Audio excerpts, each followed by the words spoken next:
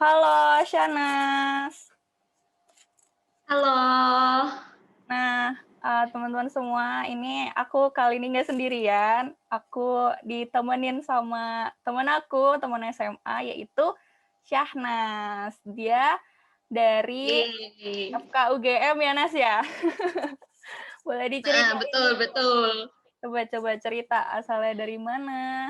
Kayak asalku dari Surabaya, ya sama kayak Isyah, kita dulu satu kelas, kita Yes. sama-sama di SMA Negeri 5. Aku masuk FKUGM tuh tahun berapa itu? Tahun 2019, jalur SNMPTN. Wow, Gitu keren guys, banget. sekarang lagi mau semester 4.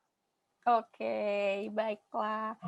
Keren banget ini Shana. Jadi kita ini bakalan ngobrol-ngobrol seputar SNMPTN, seputar FKUGM, sama seputar hobi-hobinya Shanas nih. Karena Shanas tuh dia sibuk banget lumayan, tapi aku juga penasaran nih gimana sih tips-tipsnya supaya bisa membalance antara akademik dan organisasi. Jadi make sure untuk stay sampai akhir ya teman-teman. Oke.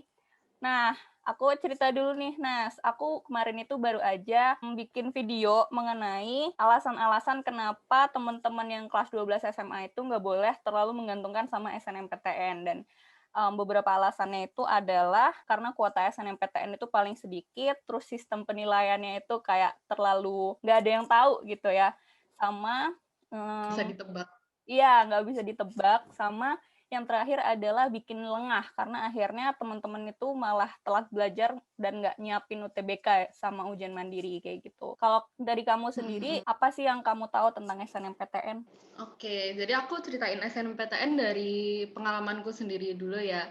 Jadi dulu tuh kan ya seperti biasa sekolah kalau akreditasi A itu dapat 40% yang boleh daftar. Nah, setelah 40% yang boleh daftar itu diumumkan, semua anak yang bisa daftar SNM kita dipanggil ke BK, terus kita itu disuruh ngisi kertas, kita harus isi kita masih rencananya mau jurusannya itu pilihan satu apa, pilihan kedua apa. Nah, setelah itu sama BK kita direkap gitu, jadi semua data benar-benar dikasih tahu, kita bisa tahu nilainya siapa, itu dia pengen jurusan apa, pilihan pertama apa, pilihan kedua apa, jadi kita bisa tahu gitu loh posisi kita di mana. Jadi dulu aku awalnya itu sekitar ranking 4 atau 5 ya dari yang daftar FKUGM, terus konsultasi ke BK gitu, terus BK nyaraninnya aku jangan pilih FKUGM. Kenapa? Karena angkatan di atasku yang FKUGM itu cuma satu orang. Akhirnya aku bingung kan, disaraninnya malah FKG, soalnya kalau jurusan lain UGM tuh yang dari sekolahku biasanya diterima semua yang selain kedokteran. Terus kayak setelah dipikir-pikir, tapi aku tetap mau FKUGM. Lagian aku sebenarnya tidak terlalu berharap pada SNM itu kayak hanya sebuah bonus gitu loh. Jadinya aku tetap berani gitu, ya udah aku daftar FKUGM aja, kalau nggak terima ya udah nggak apa-apa, selama ini kan udah persiapan UTBK juga. Akhirnya ya udah gitu. Ternyata di tahunku yang diambil FKUGM itu ada 4 orang, padahal tahun sebelumnya itu cuma satu orang kakak kelasku itu. Ya jadi alhamdulillah banget, itu beneran nggak berharap gitu. Nggak expect ya? Jadi emang unexpected banget, kuotanya tiba-tiba ada 4, dan aku pas itu di urutan keempat. Jadi ada 5 orang yang daftar FKUGM, yang diterima 4 orang. Nah, di sekolahku itu kelihatan banget urutan rankingnya. Jadi kita kan udah dikasih data tuh sama BK. Nah, itu datanya berdasarkan nilai 6 mata pelajaran di 5 semester. Nah, nilai 6 mata pelajaran itu seingatku ya, itu bahasa Indonesia, bahasa Inggris, terus IPA yang kayak biologi, kimia, fisika, Fisika. sama matematika. Nah, itu yang dipakai nilai nilai 6 itu aja selama 5 semester, itu di ranking. Dan sebenarnya dari yang sekolahku rasain emang urut berdasarkan itu. Yang pengen aku tekenin di sini itu, aku sering lihat gitu di Twitter ada yang nanya, misalnya kalau nilai segini itu bunuh diri nggak ya kalau misalnya daftar jurusan ini di universitas ini.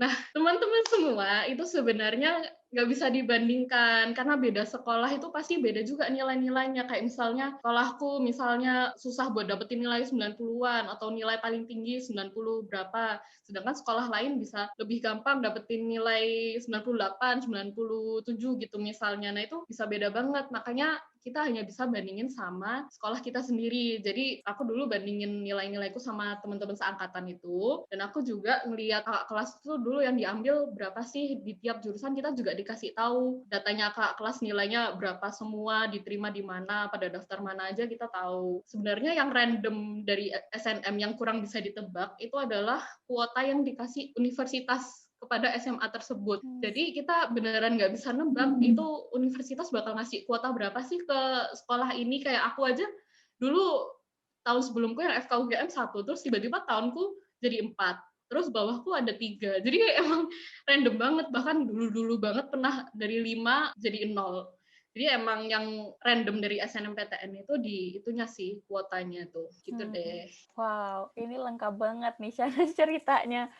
Uh, Terus berarti tadi kan Shanas tadi udah bilang kalau alumni itu berpengaruh tapi kayak nggak ngerti gitu kan apakah di tahun berikutnya kuotanya itu bakalan sama kayak tahun sebelumnya. Terus juga nilai raport itu nggak bisa dibandingin antara sekolah A sama sekolah B gitu. Yang bisa dibandingin adalah nilai kamu dan nilai angkatan kamu gitu. Terus sama Benar-benar. aku mau tahu juga nih kalau nilai raportnya tuh harus naik nggak sih untuk SNMPTN gitu atau kayak penting stabil aja? Jadi aku inget-inget ya, kalau dari nilaiku dulu semester 1ku nggak gitu tinggi ya, terus semester 2 agak turun tapi turunnya dikit. Abis itu semester 3, 4, 5 itu semuanya naik tapi agak jauh gitu loh naiknya. Tapi alhamdulillah naik terus sih kalau dari aku gitu. Tapi kemarin yang pas direkap di BK itu yang direkap nilai total gitu, bukan per semester apakah naik atau turun, tapi yang direkap benar-benar total semua nilai. Sebenarnya kita kayak kurang bisa menebak apakah PTN benar-benar lihat sih kita nilainya naik turun apa enggak. Tapi kalau dari yang aku rasain di sekolahku dan teman-temanku di sekolahku itu kayak berdasarkan nilai total itu ya tadi 6 mata pelajaran 5 semester. Oke, Nas. Thank you. Tadi banyak banget ceritanya udah lengkap banget. Tapi penasaran nih, meskipun nggak bisa dibandingin sama sekolah lain ya, teman-teman. Boleh nggak sih dikasih tahu nilai rata-ratanya berapa, Shana, waktu daftarin SNMPTN FKUGM? Jadi rata-rataku dulu itu kan itu 6 mata pelajaran di 5 semester. Nah, itu di total semuanya terus dibagi 30, itu dapat rata-rata. Nah, rata-rataku itu 89 pas. 89 pas. Gitu. Oh, keren banget ini. Jujur aku juga sebenarnya ini penasaran karena aku kan nggak dapet kuota SNMPTN kan dulu. Jadi aku nggak ngerti kayak sistem-sistemnya kayak gimana. Dan ini pertama kalinya juga aku tahu gitu langsung dari sumber anak yang diterima SNMPTN gitu. Oke. Terus kalau Shana sendiri berarti ada sertif nggak yang dimasukin? Nggak, aku sama sekali nggak masukin apa-apa. Terus aku juga tadi udah nanyain ke teman-temanku yang keterima FKUGM juga, yang SNM, yang dari sekolah kita, itu juga nggak masukin sertif katanya. Gitu, oke. Ini membuka wawasan banget juga ya, karena banyak yang bilang juga kan kalau SNM tuh sertifnya harus nasional, harus internasional, baru bisa diterima gitu. Ini buktinya temen aku tuh ada yang diterima Sebenarnya SNMPTN, nggak. tapi nggak Sebenarnya ada nggak sertif selalu. sama sekali gitu kan. Terus kita lanjut nih. Aku penasaran juga. Tadi udah disinggung sedikit sih kalau Shanas nggak terlalu berharap sama SNMPTN ya berarti. Nah, aku mau tanya nih Shanas, apakah waktu SMA itu benar-benar cuma fokus ke SNMPTN kah? Terus kalau iya, butuh persiapan dari kapan atau kepengen FKUGM tuh sejak kapan gitu? Soalnya kok kayaknya dulu tuh aku perhatiin Shanas rajin banget gitu. Kalau ujian semangat banget belajarnya. Boleh diceritain? Aduh. Oke. Jadi aslinya ya udah mikirin SNM itu sejak SMP. Nah, dulu SMP kan biasanya udah mikir nih pengen masuk SMA mana. Nah, dulu aku milih SMA 5 Surabaya karena kan emang katanya itu SNMPTN-nya kuotanya banyak banget, paling banyak di Surabaya. Terus kayak emang SMA favorit, kayak udah dikenal bagus sama PTN-PTN, jadi kayak bakal dilirik gitu sama PTN. Nah, akhirnya aku dulu ya pas SMP belajar terus akhirnya keterima di SMA 5 kan. Sebenarnya ya aku nggak terlalu mikirin gitu selama kelas 10, kelas 11, kayak aku nggak terlalu mikir aku harus SNM itu nggak. Aku kayak cuman berusaha semaksimal mungkin gitu, soalnya ya aku emang pingin dapat nilai terbaik, tapi kalau misalnya nggak SNM ya masih ada jalur lain gitu loh. Sebenarnya kelas 10, kelas 11 aku nggak pernah les, aku nggak pernah bimbel, nggak pernah les privat, jadi aku belajar sendiri, soalnya aku emang lebih suka belajar sendiri. Nah, aslinya kalau di sekolah aku kurang fokus, kayak maksudnya pasti nggak langsung nangkep gitu, jadi aku aku kebanyakan belajarnya di rumah. Nah, andalanku itu latihan soal. Jadi aku suka banget ngerjain latihan soal gitu, aku tulis di kertas folio gitu sampai caranya, terus aku hias-hias biar seneng. Sama catatan gitu juga Oke. suka.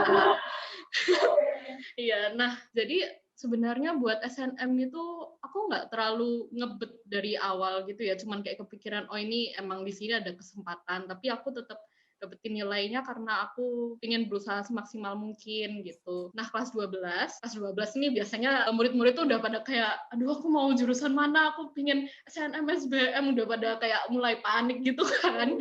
Nah, Yes. jadi aku kelas 12 itu kayak udah mulai mikir, aduh ini teman-teman kayak pada bimbel, aku selama SMA itu malah nggak pernah les, terus sampai akhirnya nyoba di Inten pas kelas 12 itu buat persiapan SBM. Jadi kalau untuk SNM kan udah dari sebelumnya dan semester 5 itu. Nah, untuk UTBK buat SBM itu aku daftar di Inten. Jadi aku les di Inten sejak kelas 12 semester 1. Nah, itu aku dapet pengalaman, dapet dorongan juga. Terus kayak ternyata seru juga belajar bareng sama temen-temen itu. Biasanya kan aku kebiasaan belajar sendiri. Hmm. Nah, itu ternyata aku ngerasain seru, terus kayak ada dorongan banget gitu loh dari Inten buat belajar terus. Jadi itu aku benar-benar fokus buat UTBK pas di Inten itu. Nah, buat SNM ini aku beneran nggak berharap. Aku udah ngomong berapa kali ya, beneran nggak berharap. Iya, Apalagi dapat aku tuh payung pas abis itu ini. yang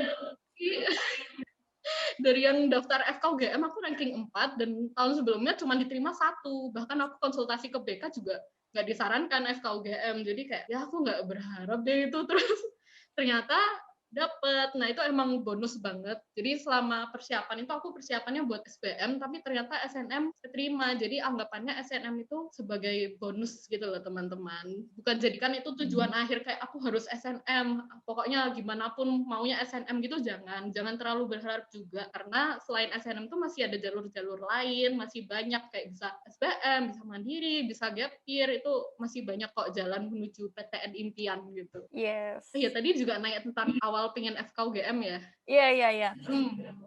Aku inget-inget dulu ya. Dulu tuh pas masuk SMA kan itu sih orang-orang biasanya udah mulai bilang pengen jurusan apa gitu ya, walaupun nggak spesifik kampusnya. Itu aku udah kayak aku mau kedokteran, kayak aku tertarik, aku suka di Instagram lihat post-post kedokteran, kayak seru banget gitu, interesting. Aku kalau belajar itu bakal enjoy, aku nggak terbebani banget gitu. Nah, jadi dari kelas 10 aku udah ingin kedokteran. Nah, nentuin universitasnya aku kayak suka kepo-kepo gitu. Aku kepo-kepo ke semua website, terus ke YouTube. Kayak di YouTube itu kan banyak ya yang dari beberapa universitas ada yang bikin vlog gitu, vlog mahasiswa kedokteran gitu. Jadi aku kayak bisa tahu ngapain aja sih mahasiswa kedokteran. Nah, itu terus yang untuk FKUGM itu aku kayak kan emang banyak yang bilang kayak FKUGM bagus gitu. Aku terus kayak mulai ngelirik. Nah, terus dulu itu aku kepoin websitenya FKUGM gitu pas kelas 11 apa kelas 12 ya itu. Nah, itu aku kayak nemu kurikulum lengkap gitu, kayak sistem blognya gimana, terus rinci gitu, bahkan sampai pas koas itu stasenya ada apa aja, berapa minggu tuh aku nemu. Jadi aku kayak ada bayangan gitu loh. Terus aku juga follow di Instagram kan biasanya ada yang mahasiswa kedokteran yang followersnya banyak. Terus itu aku follow macam-macam itu yang dari FKUGM, dari FK ini gitu. Nah, terus aku juga cari-cari tentang kotanya, tentang Jogja. Lihat kayak ini Jogja juga emang biaya hidupnya murah. Kayaknya kalau untuk merantau aku bisa deh ke situ. Terus ya gitu deh, aku sebenarnya lupa deh pertama pinginnya itu dari kapan. Aku cuma inget aku kepoin apa aja gitu. Oke. Udah lupa aslinya awalnya aku pingin itu dari mana. Thank you. Berarti tadi untuk merangkum, jadi sebenarnya Shanas itu udah melihat peluang kalau di SMA itu ada SNMPTN itu sejak SMP ya. Iya. Nggak pakai les sama sekali bahkan waktu untuk mempersiapkan SNMPTN ya, meskipun di tahun ketiga cuman buat nyiapin UTBK gitu kan. Terus juga penting untuk diinget ya mindsetnya teman-teman kalau SNMPTN tuh hanya bonus, kalau bisa disiapin juga UTBK-nya nih. Seperti Shanas ini dia nggak berharap sama sekali malah dapet gitu kan. Terus aku baru tahu juga kalau di FKUGM dijabarin gitu ada websitenya ya, kayak apa-apa aja yang dipelajarin. Jadi dulu aku nemu di website FKUGM. Kalau mau cepetnya coba cari aja keywordnya blog FKUGM. Nanti itu pokoknya di website FKUGM itu kayak bisa dilihat kurikulum S1-nya apa, itu ada rinciannya. Misalnya satu blog itu berapa SKS. Jadi itu ada tulis tiap blog 6 SKS. Jadi tiap semester ada 3 blok, terus itu dirinci juga tiap tiap blok itu topiknya apa. Jadi aku kayak dari dulu aku udah ada gambaran gitu. Terus ujiannya juga apa aja aku ngerti. Bahkan itu aku dulu sampai kepoin yang koas itu kelihatan ada stase anak itu 10 minggu, terus ada stase-stase lain tuh 6 minggu. Jadi beda-beda gitu. Menarik banget. Ini mungkin bisa dicontoh ya teman-teman. Kalau penasaran, pengennya masuk FK doang, tapi bingung mau masuk universitas mana, bisa dicek-cek kayak sarannya Shanas itu, tadi di website-website. Cuman ini aku juga baru tahu ya kalau ada penjabaran kayak gitu.